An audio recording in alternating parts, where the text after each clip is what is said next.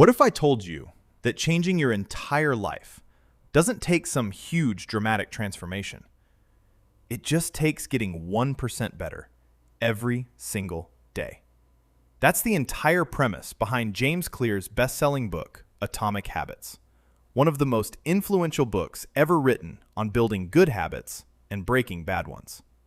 In the next 10 minutes, I'm going to break down the core ideas from this book, why tiny habits create massive results, the 4-step habit loop, and the 4 laws you can use to build any habit you want, or destroy one you don't.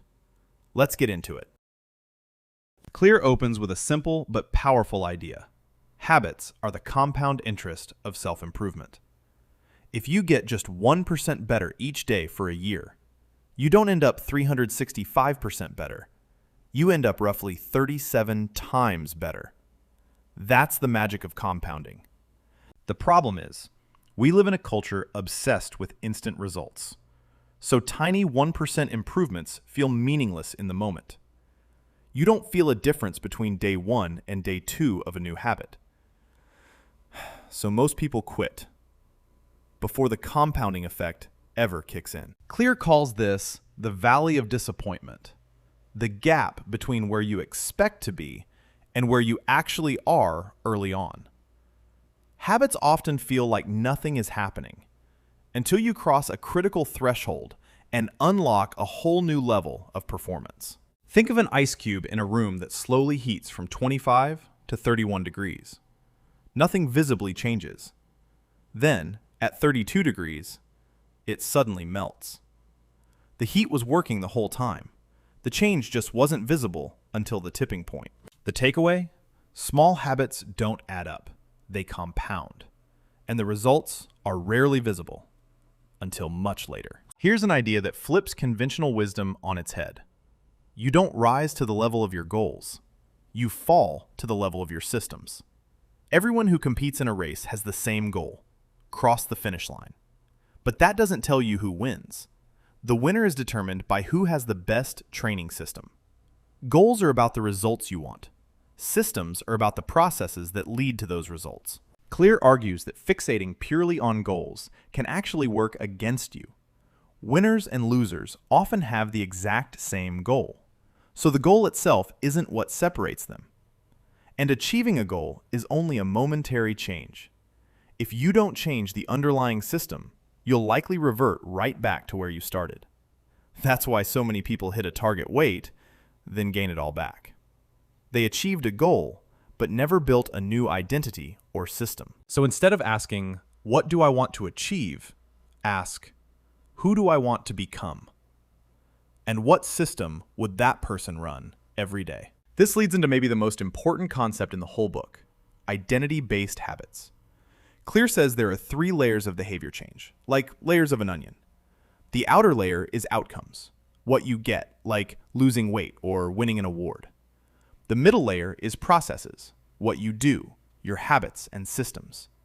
And the deepest layer is identity, what you believe, your self-image, your worldview. Most people build habits in the wrong direction. Outcome first. I want to lose weight. That's the outcome. So I'll try this diet. That's the process. Clear says the more effective path runs the other way. Identity first.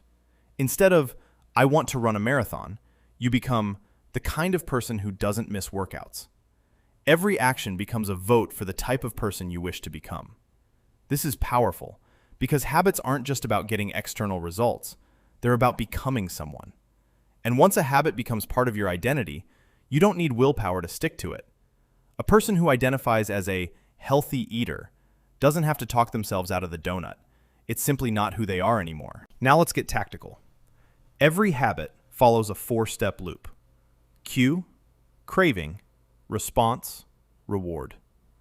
The cue triggers your brain to initiate a behavior.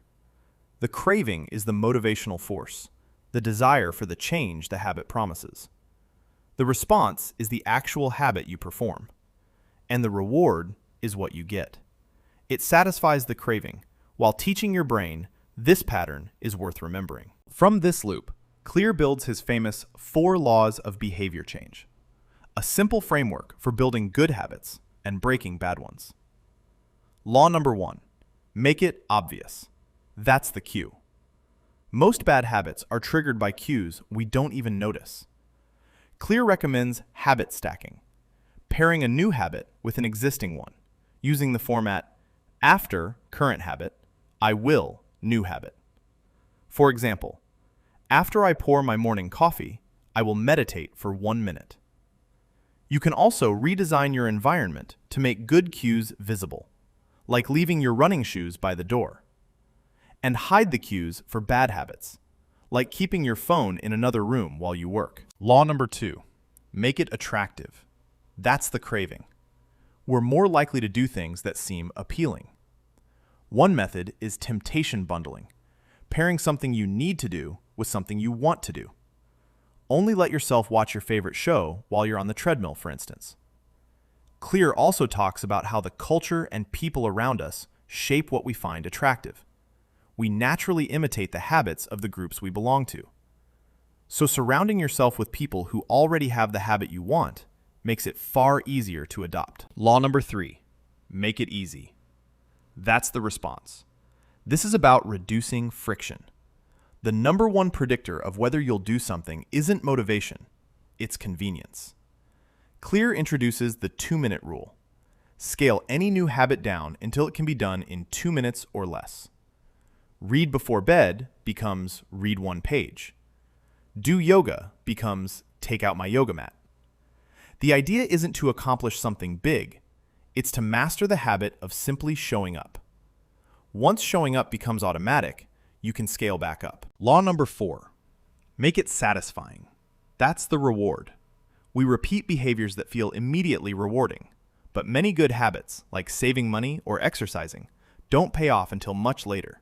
So Clear suggests adding an immediate, small reward right after a good habit to reinforce it.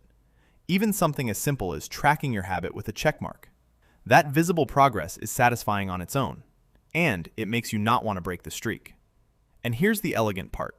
To break a bad habit, you simply invert these 4 laws. Make the cue invisible. Make it unattractive. Make it difficult. Make it unsatisfying. One of the most practical lines from the whole book: you're not going to be perfect. The people who are best at building habits aren't the ones who never fail. They're the ones who get back on track fast. Clear's rule is simple. Never miss twice. Missing once is an accident. Missing twice is the start of a new, bad habit. If you skip the gym 1 day, that's fine. Just don't skip it 2 days in a row. He also talks about the plateau of latent potential we mentioned earlier. The idea that most people give up on habits right before the results we're about to show.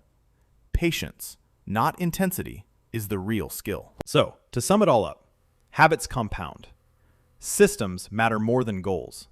Your identity shapes your habits more than your willpower does. And you can engineer any habit, good or bad, using the 4 laws. Make it obvious, attractive, easy, and satisfying. Atomic Habits isn't about massive transformation overnight. It's about getting 1% better every single day until those small changes compound into a completely different life.